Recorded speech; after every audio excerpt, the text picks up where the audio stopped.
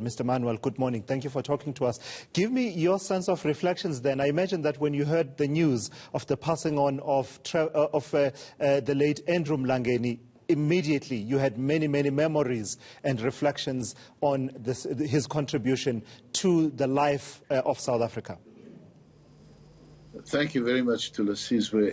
It's clearly, I know it's an overused term, but this is the end of an era, because the Rivonia trialists represented more than just heroes that were there. And growing up in politics, they were people that we related to without ever having seen. And after the release of Mlangeni with the others in 1989, they began to develop a sense of what the interconnectedness of all of these people is and what they represented, and how we, as a generation later, bear in mind that a generation classically is about 26 years, there was a gap, and we came through, and we were there and had the privilege of serving with them. And then later the release of Madiba, and had the privilege of working with them on the internal leadership core of the ANC soon after the unbanning, and later on the National Executive Committee, where, you know, Tatu Mlangeni Chopo always took the view, I'm just a backroom boy. But there was a steeliness about the way in which he went through life. He took the menial task, and the first task was, of course, as head of transport when functions were being allocated in the then Shell House. And he looked after our cars and gathered our parking funds and did all of the things that he needed to do. And in many respects, he did these tasks not expecting much more for himself. Yeah. And curiously, in the way in which the leadership then dealt out the tasks, Mlangeni was a bus driver at the time of Rivonia and knew the routes and so on, and they thought, well, transport is the task that he's suited to.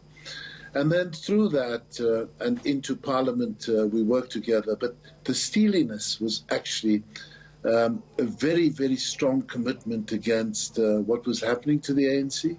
If you follow his track through the Integrity Commission, you follow his views about corruption, then you know that he was made of very stern stuff.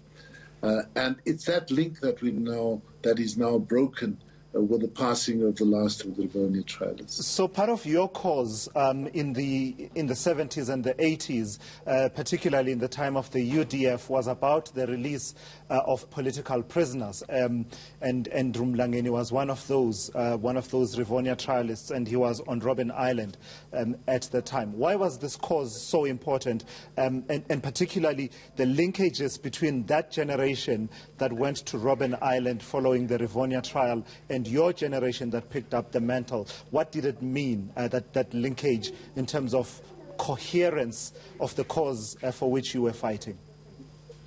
Well, it's very important that we recognize in all humility that we weren't the first generation of people engaged in struggle. There was the intermediate generation. There was that generation of Rivonia trialists, but there was also, of course, the rise of SASO. Some of the SASO leadership went to prison in the SASO trial.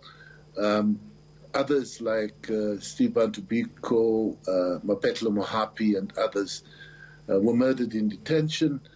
Others had gone into exile, and we had the responsibility to take forward the mantle. And I think one of the privileges that I've had was that part of that generation of SASO leaders who came off the island, who'd engaged with the Rivonia trialists and others on the island, were able to bring us into the fold, and together we were able to construct the UDF. And we were also clear there was a curiously crafted part of the UDF principles that said we shall not purport to substitute for the recognized liberation movements. So we were only holding the fort. We'd never seen ourselves as leaders, and we needed to actively campaign for the release of everybody from the island and other prisons, and ensure that they could take their rightful place in society. Yeah. And I think it was that kept the chain of leadership going. And we were part of a privileged group to kind of try and hold the different parts of the chain together. In broad and general terms, I'm part of the 1976 generation. But it was that provided the linkage between those who led before and those who came later. So there were some ebbs and flows in as far as the vision that this generation of, liberation heroes fought for, in terms of they had the vision and they committed themselves to it, were prepared to die for it, as they said in that statement that was delivered by Nelson Mandela from the dock at Rivonia, and went to prison for it and came out to see aspects thereof being realized. In those ebbs and flows in terms of achieving and sort of striving towards that vision, what do you think, as we now draw a line in as far as the people who were on Robben Island, as the Rivonia trialists are concerned, and they are all gone now, do you believe a person like Andrew Mlangeni was content at the very least that the vision that he had spent his life striving towards was at the very least being pursued in a committed and unwavering way?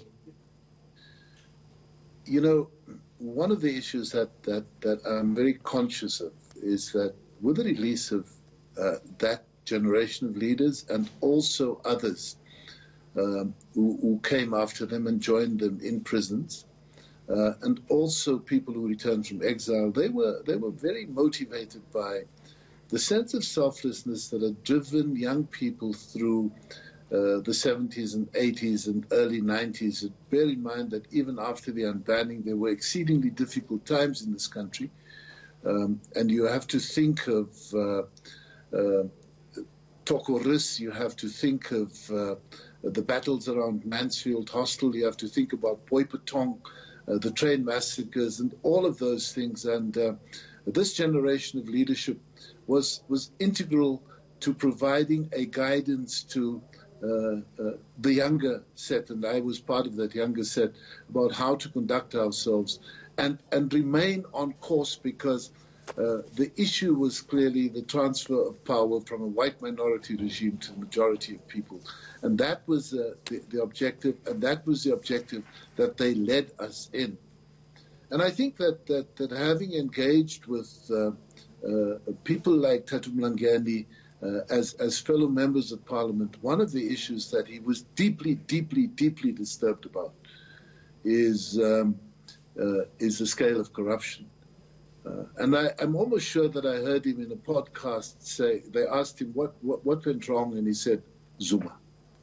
There was one word that he used, and I think it was his way of articulating that we allowed ourselves to become victims and to sacrifice all of the struggle and all of the sacrifices that have been made by successive generations on the altar of corruption and self-interest. And I think it is that towards the end that had so dominated the life of Tatu Mlangeni and others of that same generation.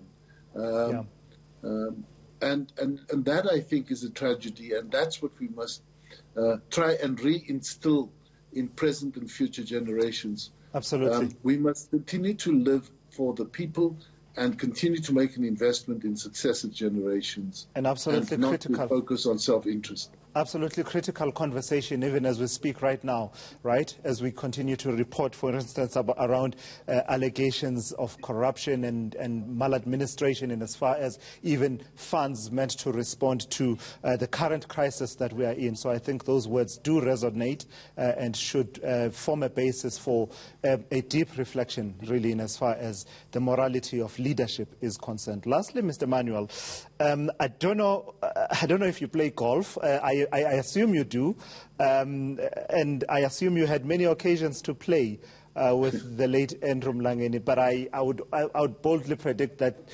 you came second best to him. Look, he was a very, very committed golfer.